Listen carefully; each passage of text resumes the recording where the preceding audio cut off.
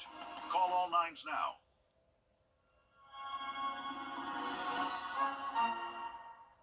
You can find ice-cold refreshment right here at Parker's Kitchen. Cool off with a large fountain drink for just 99 cents. That's a huge sweet tea for less than $1 at Parker's Kitchen.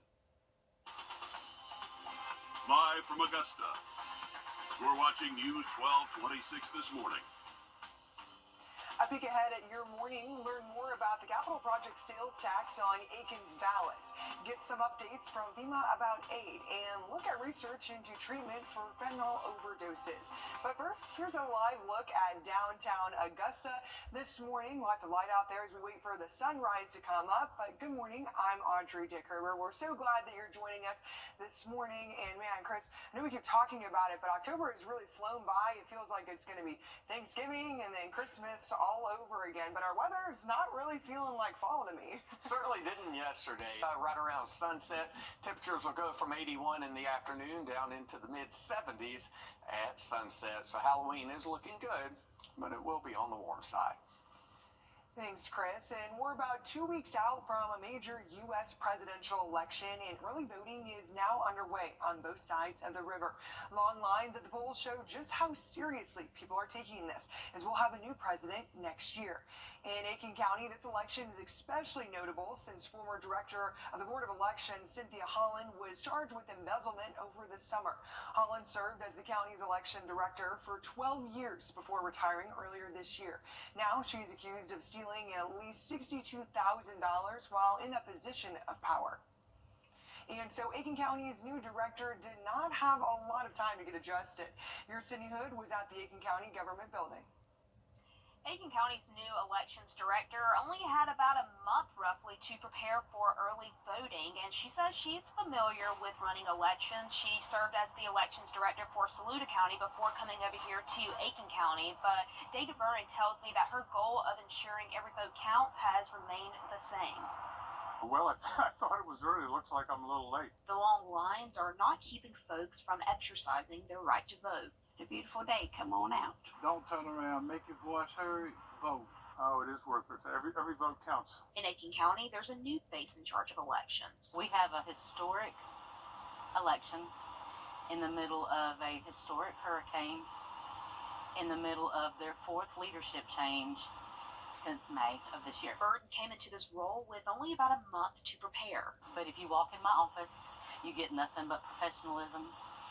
You would never know that this team has been through anything like that. She says she's focused on moving forward and making sure every vote counts. You know, anytime you have especially a leadership change, it's hard. It's hard on the staff. It's hard on the new director. This team has been so easy to work with, and some of them have been here for many years.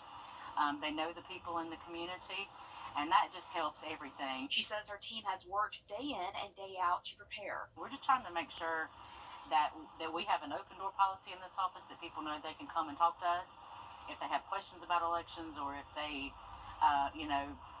even if they have a complaint about an election, that they can come and talk to us, and the staff's been really great about helping me do that. If you didn't get a chance to come out and vote today, early voting continues all this week, and on Saturday we've got times and locations for you posted on our website, WRDW.com. Thanks, Cindy. And also in Aiken County, voters will see a question on the ballot say yes or no to a capital project sales tax.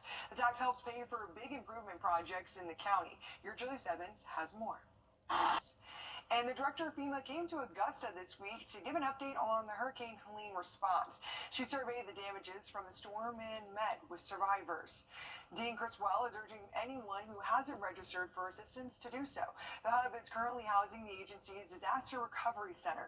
FEMA says there are 2 disaster survivor assistant teams in the city wearing official clothes and IDs. If you have not registered and you see one of them, they can help you register.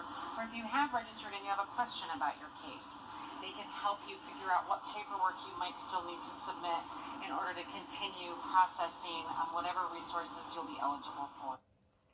She says representatives started their job before the storm made landfall, and about 800 federal personnel are in the region to help. One goal and the other local leaders share is not just to rebuild this community, but to make the infrastructure more resilient. And And families are still struggling to make ends meet after Helene. Food, water, cleaning supplies, those are just some of the things people need. More organizations are stepping up to address that need.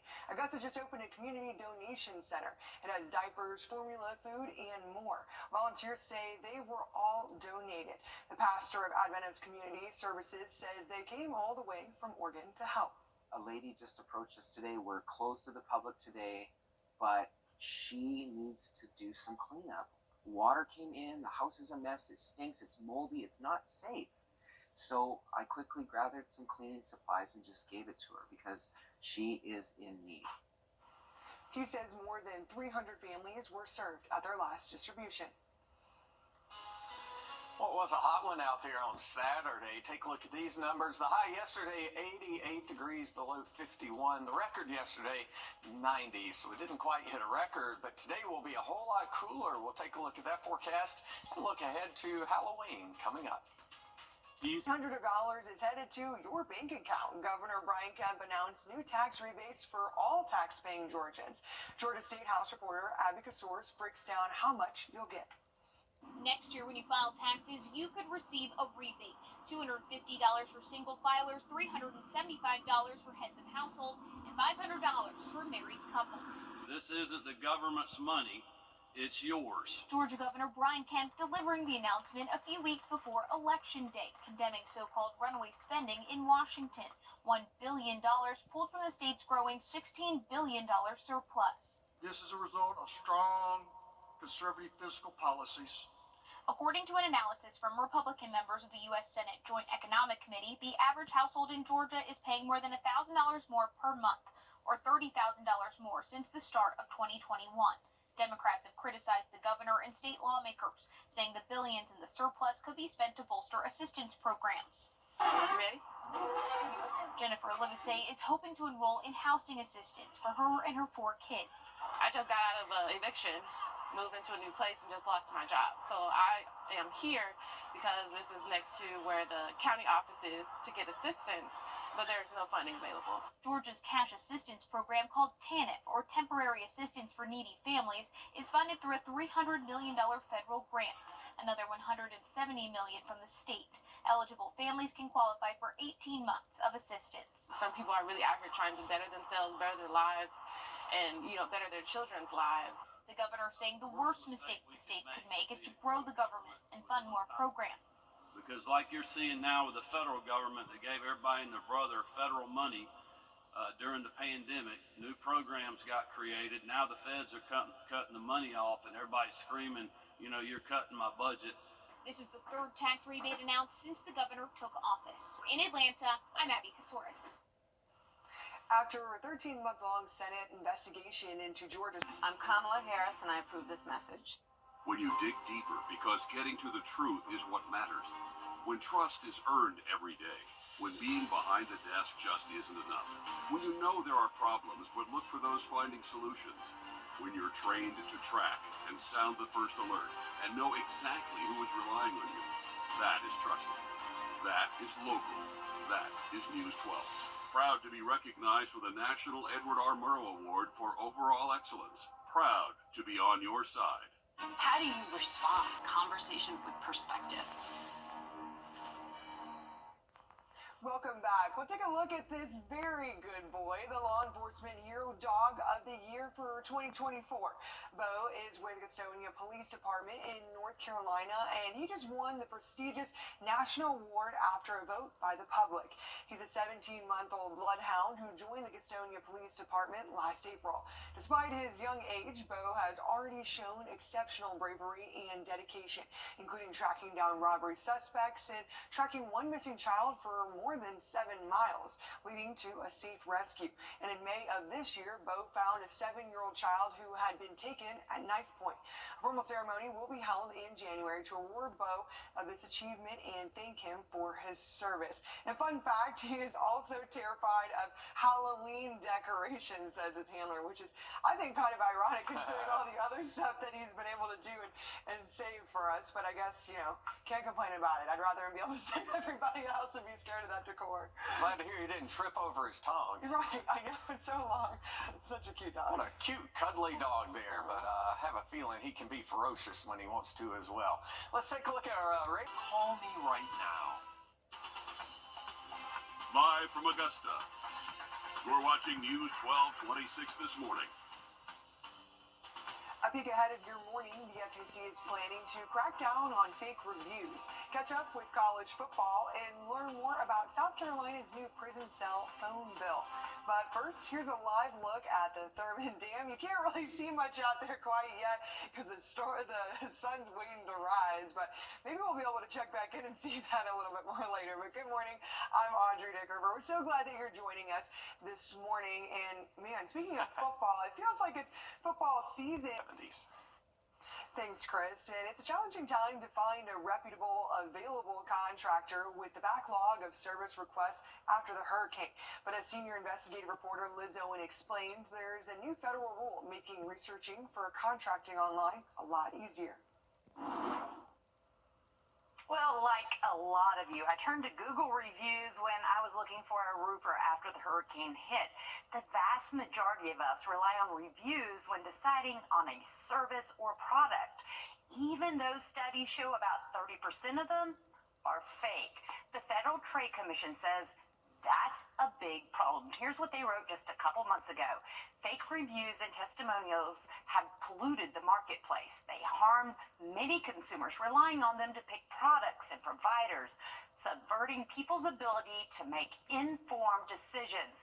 They also hurt competitors who work hard to comply with the law. So starting this week, it is now illegal for companies to post false consumer reviews, consumer testimonials, and celebrity testimonials. The new rule from the FTC also bans companies from paying someone to post positive or even negative reviews, as well as using employees and managers to post reviews or even bully consumers into removing negative reviews. Now, all the way up until now, the FTC really didn't have a way to hold companies responsible for fake reviews. Now they do. One single violation can result in up to a $51,000 fine. Local animal shelters are still dealing with overcrowding. In the weeks since Hurricane Helene hit our area, the situation has gotten worse. Between owner surrenders, lost pets, and fewer adoptions, our shelters are at capacity. We found the Aiken County and Augusta animal shelters are working to save as many animals as they can. In Aiken, kittens are $10 and they're already microchipped and vaccinated. Puppies and dogs are $35. Across the river, the Augusta shelter wants to curb the number of euthanasia rates still. They have a mobile adoption van up and running and are still doing Save a Pet Mondays. If you need help with pet supplies, well, they've got you covered there as well. People who are in need, who are not able to afford food for their pets, are able to come in here. We have dog food and we have cat food. Volunteers from both shelters emphasize they are in need of adoptions right now. And on Monday, we told you how the Family YMCA of Greater Augusta is working to get hundreds of pallets of water to North Carolina schools.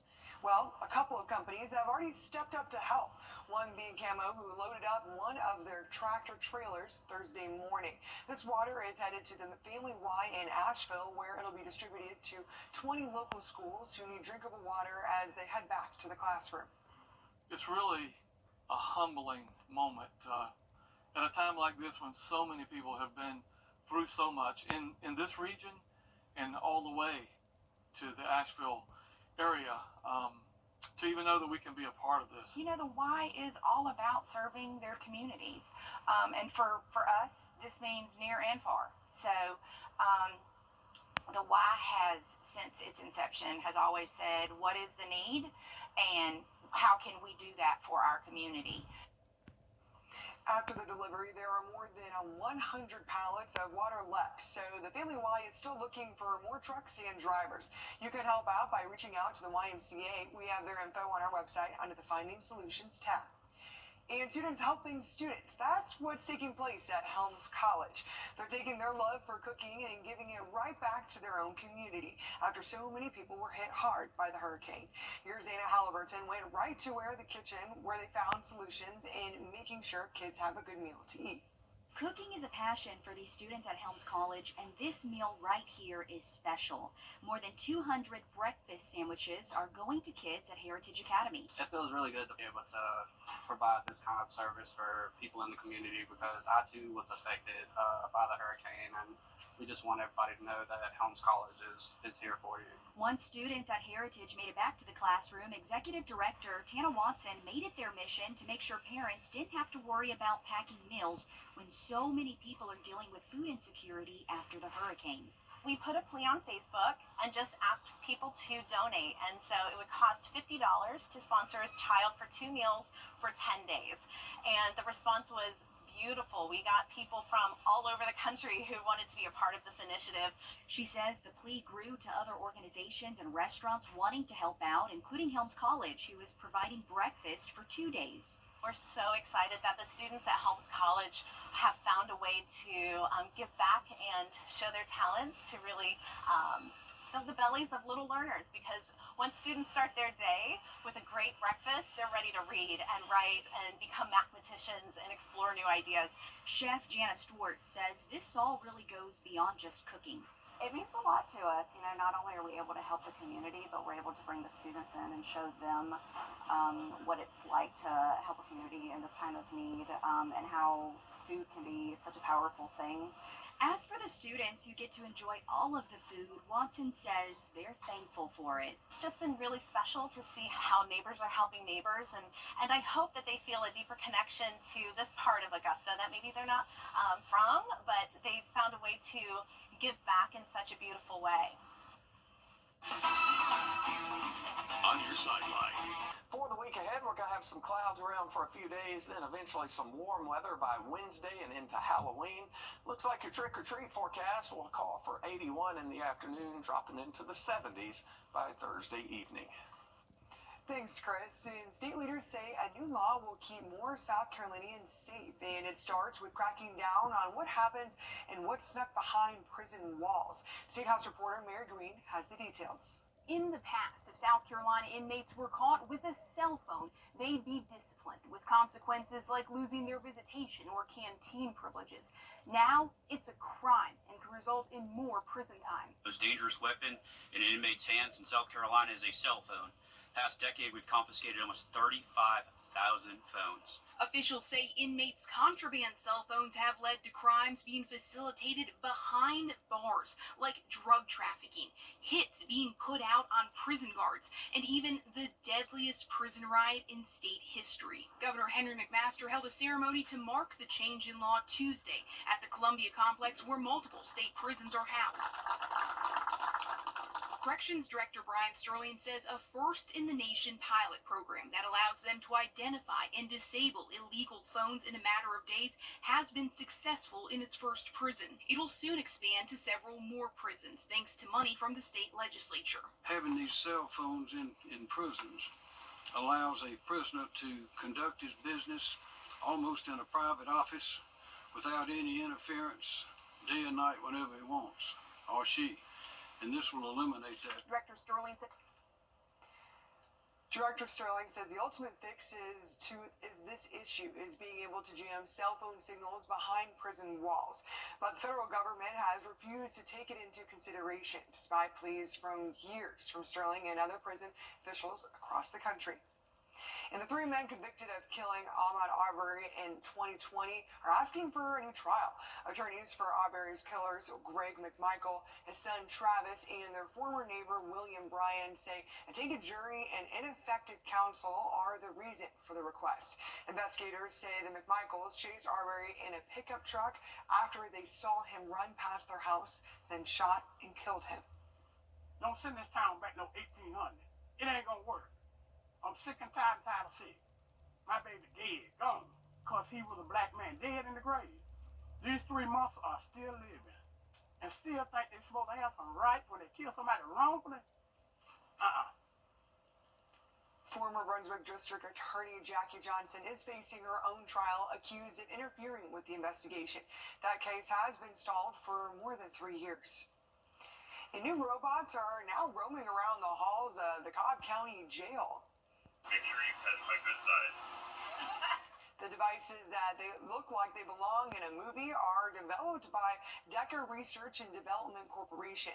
They're designed to add an extra layer of security to jail operations with multiple cameras, microphones, and heat sensors. The mobile cameras and recording devices can help detect contraband, medical emergencies, or violence that could be happening inside the walls of the jail. The sheriff insists this innovative technology will not replace any deputies in the long term. They will not take the place of humans. Let's make sure you understand that. They are just to assist us to make our job more efficient and more proficient. Cobb County Sheriff Craig Owens says for the next 90 days, 3 robots will patrol dormitories, hallways, and the perimeters of the 12-acre correctional facility. And in South Carolina, a new grant will help speed up supply lines at the state's busiest port. South Carolina DOT is getting $195 million for the Long Point Road Interchange Project in Mount Pleasant. South Carolina Secretary of Transportation says it's big news for the people who live and work in the area and for the state. When you think about the number of containers moving through South Carolina, about 3/4 of them come through that Wanda Welch terminal. So you're just talking about thousands of trucks moving in and out of that port annually, moving millions of containers. And so the more that we can help speed that up, how we can improve the traffic for that just gives the state an even bigger competitive edge economically. South Carolina DOT says all money has been secured for the $325 million project. Powell says the grant frees up more gas tax money for other road projects around the state. And $25,000 in donations is going to 2 local charities thanks to Rotary Clubs. More than $16,000 went to Columbia County Cares, a nonprofit that brings food, health, and comfort items to more than 5,000 families each year. And nearly $9,000 went to McDuffie Manna, which is a faith-based group that provides temporary and emergency aid for people in McDuffie, Wilkes, and Warren counties. The executive director of Columbia Cares tells us this money is greatly appreciated. Mainly right now we are in very short supply because our client base is increasing every month. We're in short supply of food and baby food items, diapers. We give health and comfort items to our folks, so we have to purchase that each week. This money will also go towards upcoming food giveaways for Thanksgiving and repairs to equipment. It was a hot one out there on Saturday. Here's a look at high temperatures around the CSRA. The coolest weather was in Washington. Your high yesterday, not very cool at all at 85. The hottest weather in Millen, you hit 90 degrees on the 26th day of October. But big changes are on the way for today, the 27th, and last Sunday of October. We'll take a look at the cooler forecast coming up. The great